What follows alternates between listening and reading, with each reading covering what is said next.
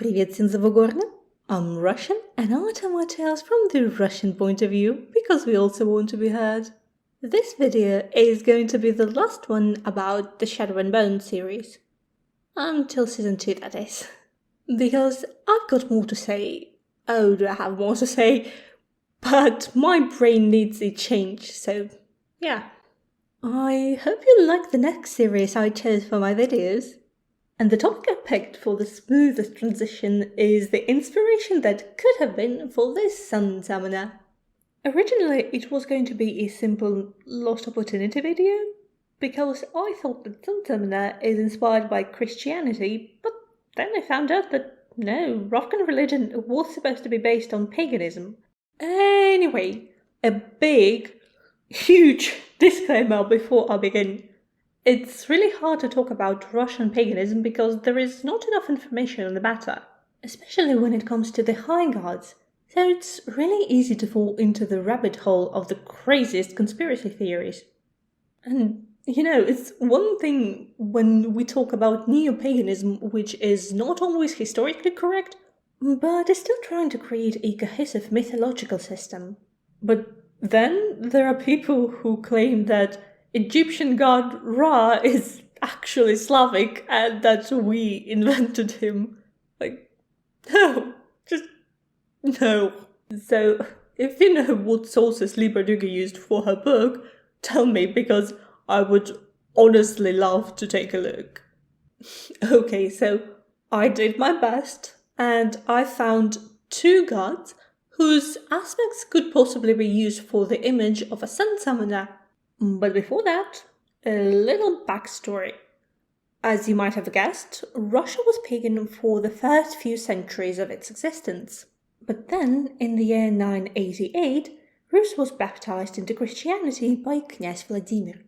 Now, Vladimir is a very interesting figure, starting from the fact that he was an illegitimate child born to a woman who was a servant of his father's official wife. We still don't know the exact origins of Malusha, the mother of Vladimir. She could have been anyone from a servant to a noblewoman, but irregardless of her status, the pagan tradition still allowed Vladimir to inherit territories from his father. He originally ruled in the city of Novgorod, but then, after his father's death, got involved in a war with his older, legitimate brothers and eventually conquered all the land for himself.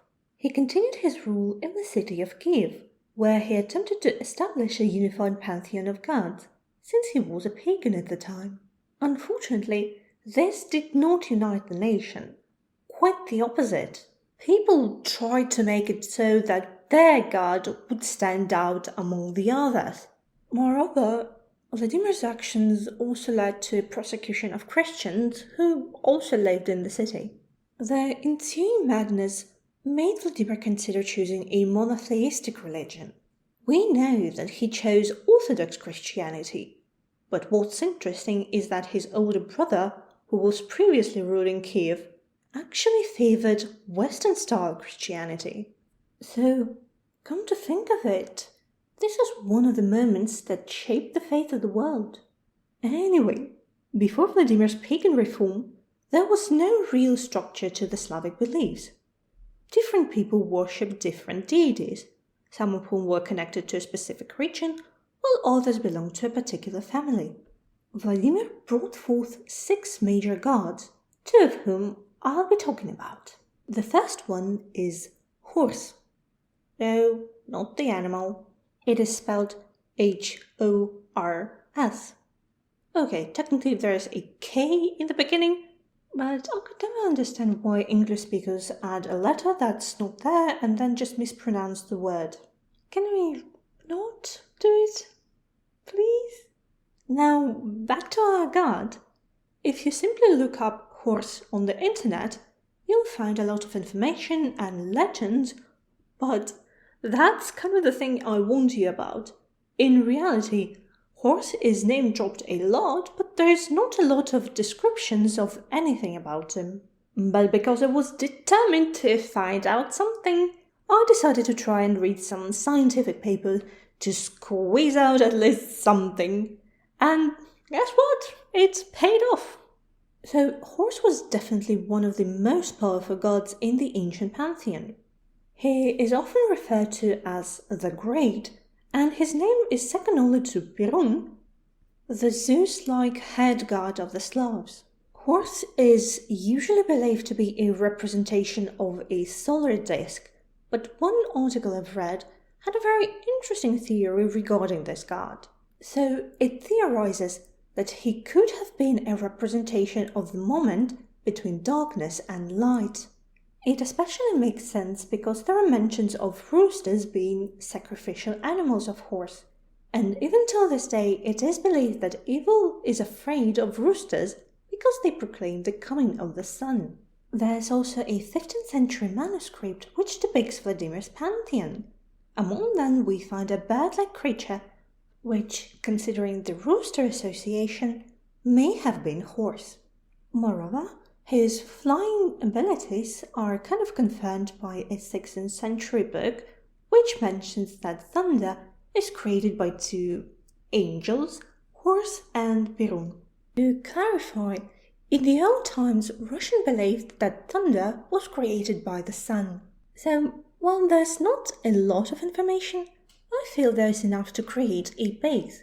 For example, a Linus amplifier could be, well, maybe not a rooster, so it's not really the most glamorous bird, but a firebird perhaps, because roosters were also a symbol of a fire.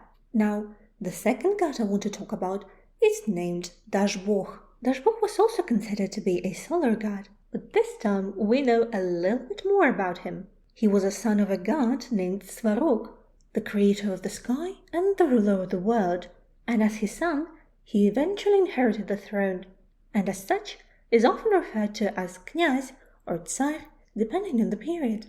Oh, and get this, all Prussians were called his grandchildren, while the ruling monarch would directly represent his power on earth. Kind of explains a lot about us. His connection to the sun is a bit different. While Hors was seen as a god of nature, Dazhbog was seen as a giving god, because he was in charge of gold and silver. He was also attributed the role of a god of a harvest, because, quite logically, the polar sun was connected to the possibility of getting a good harvest. Then, one source that I do trust, but still take it with a grain of salt, stated the following. Dazhbog lives in a golden palace. He presides on a throne of gold and velvet, and being a personification of the sun, he is not afraid of cold, shadow, and misfortune. Dazhbog looks like a handsome young man with a silver beard and golden mustache. As the day progresses, he gradually grows old, but every morning he is rejuvenated again. Dazhbog travels across the sky in a diamond chariot pulled by a dozen white horses with golden manes. The guy knows how to make an impression. Well, that was a deep enough dive into both scientific and crazy part of the internet. So, for now, that's it. Subscribe if you want to learn more about Russia and Russian culture. And thanks for listening. Пока-пока!